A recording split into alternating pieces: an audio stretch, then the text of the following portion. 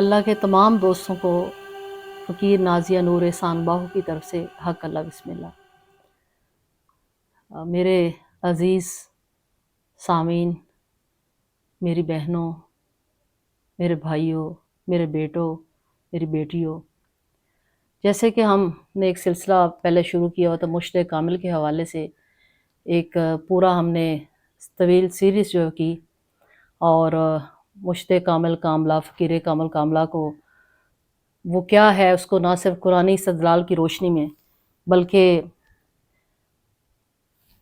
مختلف صوفیہ کرام کی نظر سے اور مفکرین کی نظر سے بھی دیکھا اور آپ کے آگے گوش گزار کیا۔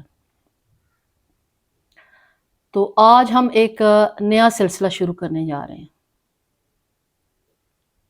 اور یہ ایک تھوڑا سا ہٹ کے عام ڈگر سے جو سلسلہ ہم شروع کرنے جا رہے ہیں، اور اس میں کوشش کروں گی کہ آپ کی دانش کو مد نظر رکھ کر، آپ کی بصیرت کو مد نظر رکھ کر یہ فقیر اپنے مشتِ کامل کی نظر سے کچھ آپ کے گوش گزار کر سکے۔ تو آج ہم بات کریں گے، جو سیریز شروع کرنے جا رہے ہیں وہ کلمہ کے حوالے سے۔ کلمہ کیا ہے، اس کا ارتقاء کیسے ہوا، قرآنی استدلال میں کلمہ کیا ہے، اور پھر ہم اس کو فردر اس کا انالیسس کریں گے کہ ایکچولی کلمہ ہے کیا، اور کیسے جو ہے انسان جو ہے وہ حقیقتاً کلمے کا حق ادا کر سکتا ہے، کیسے آپ کلمہ بن سکتے ہیں، اور وہ بھی کلمہ طیبہ، کلمہ شجر طیبہ آپ کیسے بن سکتے ہیں۔ تو آج ہم اسی سلسلے میں جو پہلا جو ہے ہم یہاں پر گوش گزار میں کرنا چاہ رہی ہوں آپ کے حضور، وہ کلمے کے حوالے سے کہ کلمے کا ارتقاء کیسے ہوا اور یہ وجود میں کیسے آیا۔ تو ہوا ایسے کہ جب تمام عالمین کے خالق وحدہ لا شریک الہکم الہ واحد، اسم اللہ ذات نے چاہا کہ میرا ہو ہر طرف تمام عالمین میں ظاہر ہو جائے، تو اللہ نے آدم کو تخلیق کیا۔ حدیث قدسی ہے کہ میں ایک چھپا ہوا خزانہ تھا، جب میں نے چاہا کہ میں پہچانا جاؤں یا عیاں ہو جاؤں تو میں نے آدم کو تخلیق کیا۔ ہوا کیا؟ ہوا یہ کن اور فیکون، اور پھر کلمہ آدم تخلیق ہو گیا۔ لقد کرمنا بنی آدم، اور ہم نے بنی آدم کو اپنی صورت پر تخلیق کیا، اور پھر تمام روحوں کو تخلیق کیا اور روحوں سے پوچھا ما لست ربکم، کیا میں تمہارا رب نہیں ہوں؟ تمام ارواح نے یک زبان ہو کر جواب دیا بے شک آپ ہی ہمارے رب ہیں۔ یعنی کلمہ کا آغاز آدم کی تخلیق کے ساتھ ہی ہو گیا تھا۔ اب وہ کیسے آپ سوچ رہے ہوں گے، میں یہاں پروف کے طور پر، ثبوت کے طور پر یہاں آپ کے گوش گزار کر رہی ہوں، تحریر بھی کر رہی ہوں۔ لا الہ الا اللہ، آدم صفی اللہ، نہیں کو معبود سوائے اللہ کے، اور آدم علیہ السلام اللہ کے صفی ہیں، برگزیدہ ہیں۔ تو ناظرین، سامعین، آدم کی تخلیق کے ساتھ ہی توحید اور وحدانیت کا آغاز ہو گیا تھا، اور رب ذوالجلال والاکرام نے آدم کے کلمے کے ذریعے کلمے کا آغاز کر دیا تھا۔ یعنی ثابت ہوتا ہے کہ آدم صفی اللہ ہی کلمہ کا آغاز ہے۔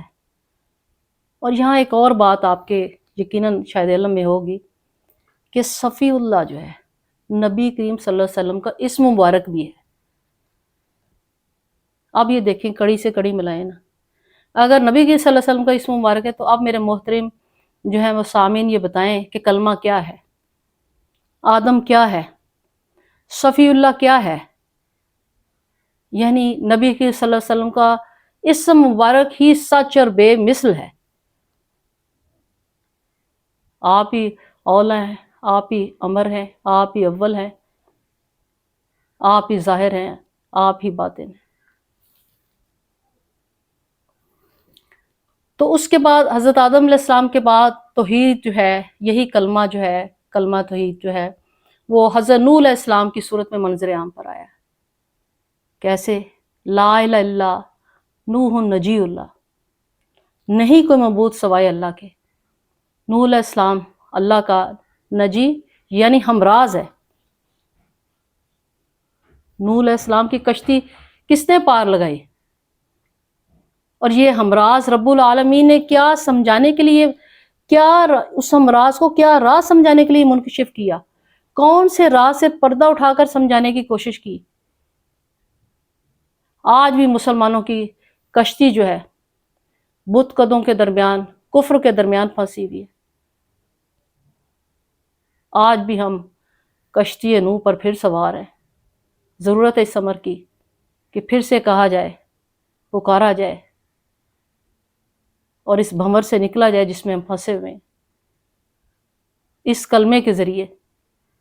تو اس کے لیے ہمیں ایک حقیقی کلمہ بننے کی ضرورت ہے تاکہ ہم کفر و شرک کی اس حدود سے نکل سکیں اور حقیقت کی اور صداقت کی اور کلمہ طیبہ کی جو کیفیت کو حاصل کر سکیں. یہاں میں تھوڑا سا آپ کے یہ بھی گوش گزار کرتے چلوں کہ نبی صلی اللہ علیہ وسلم کا ایک اسم جو ہے وہ نجی اللہ بھی ہے.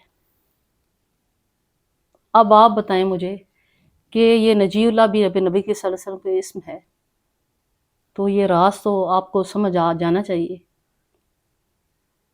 کہ کلمہ کیا ہے. پھر آگے اسی طرح سے آپ تھوڑا سا آگے بڑھتے ہیں تو حضرت ابراہیم خلیل اللہ کی بات سامنے آتی ہے. لا الہ الا ابراہیم خلیل اللہ، نہیں کو معبود سوائے اللہ کے، اور ابراہیم اللہ تعالیٰ کے خلیل اور دوست ہیں. تو پھر کیا ہوا؟ ابراہیم کے حق الیقین، صبر و استقلال اور وفائے توحید پر ابراہیم جیسا کلمہ تخلیق ہوا کائنات کو عطا ہوا. اور حسبی اللہ یعنی وحدانیت کی اس حد تک انہوں نے اقرار کیا کہ اللہ کی رضا پر راضی رہنے پر وہ عظیم انعام کے حقدار ٹھہرے.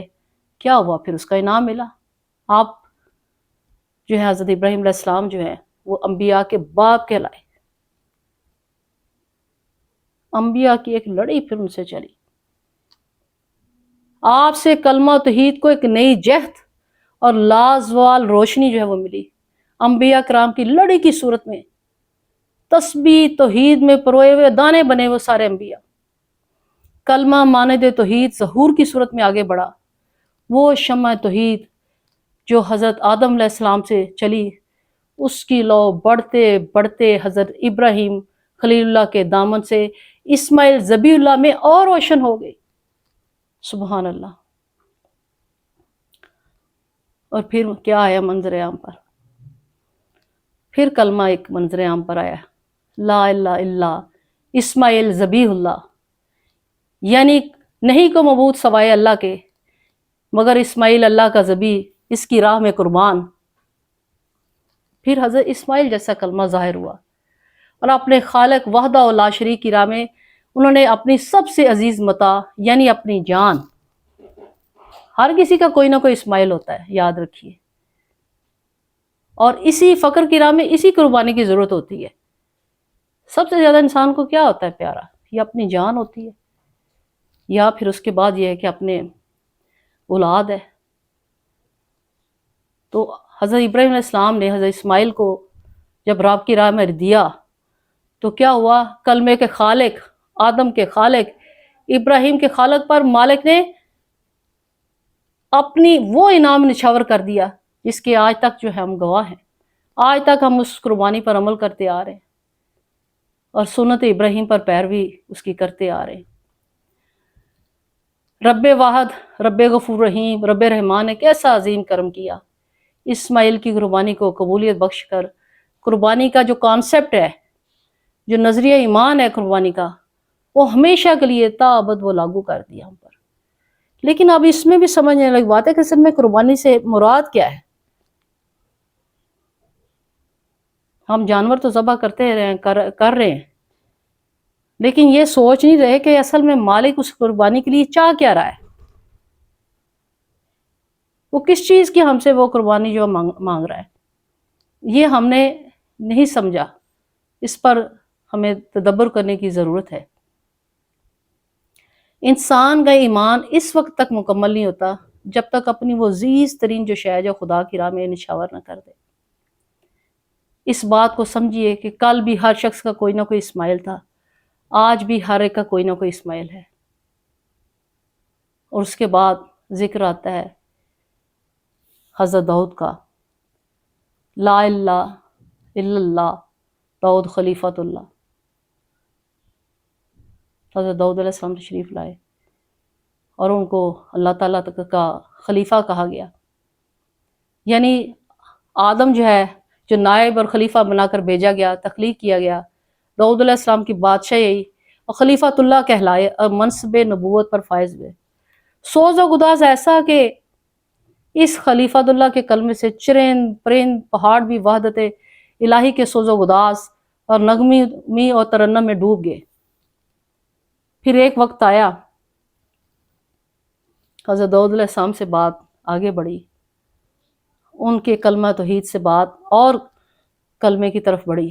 جی ہاں، لا الہ الا اللہ موسیٰ کلیم اللہ، نہیں کوئی معبود سوائے اللہ کے، موسیٰ اللہ کا کلیم، ہم کلام ہونا۔ جیسا کہ آپ جانتے ہیں کہ حضرت موسیٰ علیہ السلام جو تھے اللہ تعالیٰ سے ہم کلام ہوتے تھے۔ ایک وقت تک موسیٰ کلیم اللہ کا جب ان کا دور آیا تو کلمہ چلتا رہا۔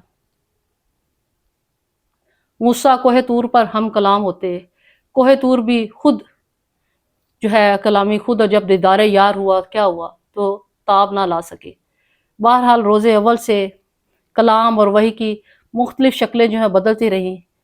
کلمہ کا پہلا حصہ جو ہے لا الہ الا اللہ وہی رہا، دوسرا حصہ جو ہے وہ دور کی ضرورت کے مطابق بدلتا رہا۔ لا الہ آدم صفی اللہ سے بات شروع ہوئی اور حضرت نوح سے، ابراہیم سے، حضرت داؤد سے ہوتا ہوا حضرت موسیٰ کے دور سے ہوتا رہا، پھر جو ہے حضرت عیسیٰ سے، پھر یہ احمد مجتبیٰ کا کمال دیکھیے کہ ہم کلام بھی ہوئے۔ اور نہ صرف نبی کی صلی اللہ علیہ وسلم پہ تو آ کے نہ آئے، پھر وہ نبوت کی وہ معراج ہو گئی نا۔ تو اس سے پہلے میں آپ کو یہ بتانا چاہتی ہوں، نبی صلی اللہ علیہ وسلم حضرت عیسیٰ جو ہے وہ جو تشریف لائے اور انہوں نے کیا کیا، لا الہ عیسیٰ روح اللہ پر جب پڑھا تو نہیں کہ معبود سوائے اللہ کے، عیسیٰ علیہ السلام اللہ کی روح ہے۔ لا الہ الا عیسیٰ کلمۃ اللہ، نہیں کوئی معبود سوائے اللہ کے، عیسیٰ اللہ کا کلمہ ہے۔ اور یہاں مالک نے کھول کر بیان کر دیا کہ عیسیٰ میرا کلمہ ہے، یعنی کلمے کا مطلب اور بیان روشن کر دیا۔ اس کے لیے سورہ آل عمران کی آپ آیت نمبر اگر 45 اور 46 کو دیکھیں، اس میں کلیئرلی بیان کیا گیا۔ آگے جا کے میں اس کو تھوڑا سا اور بھی ایکسپلین کروں گی۔ جب فرشتوں نے کہا اے مریم، اللہ تجھے اپنے ایک فرمان کی خوشخبری دیتا ہے، اس کا نام مسیح عیسی ابن مریم ہوگا، دنیا اور آخرت میں معزز ہوگا، اللہ کے مقرب بندوں میں شمار کیا جائے گا، لوگوں سے گہوارے میں بھی کلام کرے گا، اور بڑی عمر کو پہنچ کر وہ ایک مرد صالح ہوگا۔ اور پھر عیسیٰ علیہ السلام سے آگے نبی کی صلی اللہ علیہ وسلم جو ہے ان کا دور آتا ہے، نبوت کی منصب کی معراجیت عطا ہوتی ہے انہیں، اور ان کے صدقے امت کو بھی معراجیت عطا ہوئی، یعنی اسم اللہ کا، اللہ ذات کا دیدار ہوا، آپ بغل گیر ہوئے، جہاں تک کہ وہ آپ نے پڑھا ہوگا کہ 2 کمانوں کا فاصلہ رہ گیا ہے، یعنی کہ اتنی قربت کہ جتنی رش کر سکتے تھے دوسرے انبیاء کرام۔ یہ کاش کہ ہم ان نبی کی صلی اللہ علیہ وسلم کی امت میں سے پیدا ہوتے، ہم کتنے خوش نصیب ہیں کہ نبی کی صلی اللہ علیہ وسلم کی امت پر تمام انبیاء کرام نے خواہش کی کاش ہم نبی کی صلی اللہ علیہ وسلم کی امتی کی حیثیت سے پیدا ہوں۔ کتنی بڑی آپ کو قدر و منزلت عطا کی ہے خدا کے لیے، محمد کی امتی ہونے کا جو شرف آپ کو بخشا گیا ہے، اس کو جو ہے یوں ضائع نہ کیجیے۔ محمد کے امتی ہونے کا، محمدی نور ہونے کا حق ادا کیجیے، اور اس کلمہ کو اپنائیے کہ جس طرح سے اپنانے کا حق ہے۔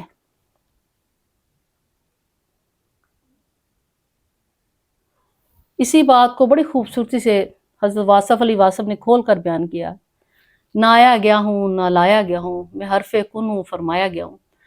تو حرف کن ہی آدم کی تخلیق ہے۔ جب حرف کن کی بات ہوتی ہے، کلمے کی بات ہوتی ہے، تو 1,24,000 انبیاء کرام اور کلمے کے فرمان میں سب سے آخر میں الف لام میم کی مہر نبوت، ختم نبوت ہے، لا الہ الا اللہ محمد رسول اللہ، نہیں کو معبود سوائے اللہ کے، اور محمد صلی اللہ علیہ وسلم اللہ کے رسول ہیں۔ جب معراج ہوئی، یار کا دیدار ہوا اور 2 کمانوں کا فاصلہ رہ گیا۔ اب یہاں پہ بھی آپ کو تدبر کی ضرورت ہے، 2 کمانوں کا فاصلہ رہ گیا، وہ کمانیں کون سی ہیں؟ ان پر سوچئے۔ اور جب بغل گیر ہوئے تو اللہ اور محمد کا ملاپ ہوا، تو پھر کیا ہوا؟ تو کلمہ طیبہ کا ظہور ہوا۔ کتنے خوش نصیب ہیں میں اور آپ کہ اس کلمہ طیبہ کے نور میں سے ہمیں نور ملا، اور ہم جو ہیں وہ آگے وہ امتی قرار دیے گئے۔ ہم سب نور محمدی کے قطرے۔ لیکن اس کے لیے ضروری ہے کہ کلمہ کا حقیقی مطلب سمجھا جائے۔ کلمہ کیسے آپ زبان سے تو پڑھتے ہیں، کلمہ حقیقی جو ہے وہ بننے میں، یا کلمہ طیبہ بننے میں، یا شجر طیبہ بننے میں پریکٹیکلی ضرورت ہے کلمہ بننے کی، وہ کیسے بنا جا سکتا ہے؟ تو نور میں نور اللہ کا حقیقی مطلب جان لیا گیا۔ کلمہ اعلیٰ، کلمہ حقیقی، کلمہ طیبہ، شجر طیبہ نور محمدی میں کنورٹ ہو کر پوری کائنات میں پھیل گیا، اور پھر کیا ہوا؟ اللہ نور السماوات فی الارض کا مظہر بن کر وہ ہر سو پھیل گیا۔ یہاں پر تھوڑا سا ذکر میں کروں گی کہ سورہ آل عمران میں جو 2 آیات ہیں، آیت نمبر 45 اور 46، جس میں اللہ تعالیٰ نے اپنے ایک فرمان کے ذریعے حضرت مریم کو بشارت دی تھی اور کہا تھا کہ اے مریم، بے شک اللہ تعالیٰ تمہیں اپنے پاس سے ایک کلمہ خاص کی بشارت دیتا ہے۔ یہ ضروری ہے یہاں تھوڑا سا اس کانسیپٹ کو بھی کلیئر کرنا، جس کا نام مسیح عیسیٰ ابن مریم علیہ السلام ہوگا۔ وہ دنیا اور آخرت دونوں میں قدر و منزلت والا ہوگا، اور اللہ کے خاص قرابت یافتہ بندوں میں ہوگا۔ پھر آگے فرمایا، اور وہ لوگوں سے گہوارے میں اور پختہ عمر میں یکساں گفتگو کرے گا، سبحان اللہ، اور وہ اللہ کے نیکوکار بندوں میں سے ہوگا۔ اب یہاں پر میں اس کو تھوڑا سا، یہ جو قرآن مجید کی 2 آیات ہیں، تھوڑا انجیل کے ریفرنس سے میں آپ کو یہاں بتانے لگی ہوں کہ انجیل کی جو ہے چیپٹر 1 ورس جو ہے 4 میں یہ بیان کیا گیا ہے کہ one well known verse is the word became flesh and made his dwelling among us۔ انجیل اس بات کی وضاحت کرتی ہے that Isa is one with Allah۔ it means not کہ وہ اللہ، it means کہ with the God۔ اس کی حقیقی راہ جو ہے نا، حقیقی بات سمجھ کے اللہ کو ایک ماننا اور ساتھ ماننا ہی اصل اوریجنل ہے۔ اوریجنل ورڈ یہ تھے، اللہ کو ایک ماننا اور ساتھ ماننا ہی اصل انجیل اور عیسیٰ کلمۃ اللہ روح اللہ کا پیغام ہے۔ اس میں بعد میں پھر وہ تخریف کر دی گئی ہے نا انجیل کے میسج میں۔ Actually this was the original message. خود کو پاک صاف رکھنا اور تمام عمر نیکی کی تلقین کرتے رہنا حق بات ہے، اور آپ کہتے ہیں کہ میں ایک خدا کا ماننے والا ہوں، وہ جو ہر دم ساتھ ہے۔ حضرت عیسیٰ فرماتے ہیں کہ میں ایک خدا کا ماننے والا ہوں، وہ جو ہر دم ساتھ ہے، اور جس کلمے سے میں کلمۃ اللہ بنا اور مجھے حرف کن سے کن فیکون عطا ہوا۔ اور جب عیسیٰ نے اللہ کو ایک مانا، ساتھ مانا، قرآن مجید میں حضرت عیسیٰ کو جو ٹائٹل دیے گئے ہیں، ان میں سے کافی دوسرے پیغمبروں کو بھی دیے گئے ہیں، جیسے اللہ کا بندہ، رسول اللہ، اللہ کا پیغام رساں، پیغمبر، نبی۔ لیکن عیسیٰ علیہ السلام کو 3 مختلف ٹائٹل لوگو دیے گئے ہیں۔ کون سے؟ المسیح، مسیحا، روح اللہ، اور کلمۃ اللہ۔ اللہ کا فرمان، اللہ کا کلمہ کہہ کر مخاطب کیا گیا۔ اب یہاں پہ تھوڑا سا میں آپ کو بتاتی چاہوں کہ کلمہ کا آغاز جو ہے یونانی زبان میں ہوا، اور اس وقت جو تھی وہ رومن بادشاہت تھی۔ جب عیسیٰ علیہ السلام آئے تو کلمہ، لوگو، ٹائٹل، علامت، شناخت، پہچان کا فلسفہ اس دور میں بڑا اہم ہو گیا۔ ایکچولی لوگو، یہ ٹائٹل اور شناخت کا فلسفہ جو تھا نا، یہ یونانی فلسفہ ہے۔ تو ایکچولی جو لوگو ہے وہ is the rational law that controls everything and motivates everything, including humans. It is defined as a divine wisdom manifest in the creation, government and reduction of the world. The word kalma reloads to divine power that brings to under everything. اس میں بالکل جو ہے clearly بیان کر دیا گیا ہے کہ وہ جو ان کے دیے گئے تھے وہ لوگوز، وہ ٹائٹل تھے شناخت کے لیے، اس کا مطلب کیا ہے کہ وہ ایکچولی وہ شناخت کے لیے استعمال ہوتا تھا، اور وہ کون سا، وہ جو ڈیوائن، جو اللہ تعالیٰ نے جس بھی پیغمبر کو جو حکمت عملی دینی تھی، جو وزڈم دینی تھی ہوتی تھی، جو ان کے معجزات عطا کیے گئے تھے، دیٹ کم انڈر دا کلمہ، ڈیوائن پاور کے انڈر آتے ہیں۔ کن فیا کن اور دین کلمہ، حق سے حق واصل ہوا، حق سے حق واصل ہوا، کن کا ظہور ہوا۔ جب حق سے حق ملا ہے تو کیا ہوا؟ کن کا ظہور ہوا۔ پھر کیا ہوا؟ یہ تھوڑا سا میں اس کو کھول کے بیان کر رہی ہوں، اور ہم اس کو مزید بھی آگے کریں گے کہ حق سے حق واصل ہوا، کن کا ظہور ہوا، پھر کیا ہوا؟ کلمت اللہ نے حرف کن سے مردہ زندہ کر دیے۔ کلمت اللہ نے حرف کن سے مردہ زندہ کر دیے، اندھے کو بینائی عطا کی، کوڑی کو بے مثل دوا بخشی اور ٹھیک کر دیا، اور کائنات میں شجر طیبہ اور کلمہ طیبہ کے پر جو ہے وہ واہ ہو گئے۔ اس لیے تو فقیر نازیہ نور احسان بہو یہاں پہ آج عرض کرتی ہے اور کہ طیب میں کلمہ بنا، طیب میں کلمہ بنا، کلمے میں طیب بنا، کلمے میں طیب بنا۔ جب طیب میں طیب داخل ہوا، حق میں حق واصل ہوا۔ جب طیب میں طیب داخل ہوا، حق میں حق واصل ہوا، تو کیا ہوا؟ تو کلمے میں کلمے کا ظہور ہوا۔ تو کلمے میں کلمے کا ظہور ہوا، نور وحدت کا دیدار ہوا، نور وحدت کا دیدار ہوا، مقام معراج و محمود اعزاز ہوا، مقام معراج و محمود اعزاز ہوا۔ تو آج کے لیے ہم اپنی اس گفتگو کو یہیں پر کلوز کرتے ہیں۔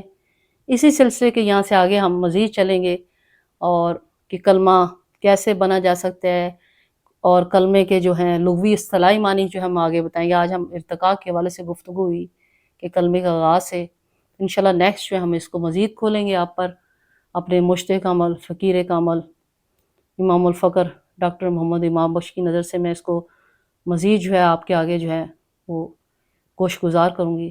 تو اگلے جو ہیں پروگرام تک کے لیے مجھے اجازت دیجیے۔ اللہ تعالیٰ آپ کے مراتب جو ہے مزید بلند فرمائے، اور آپ کے حکمت و دانش میں مزید اضافہ فرمائے۔ اس دعا کے ساتھ ہی اجازت چاہتی ہوں۔ حق اللہ، بسم اللہ۔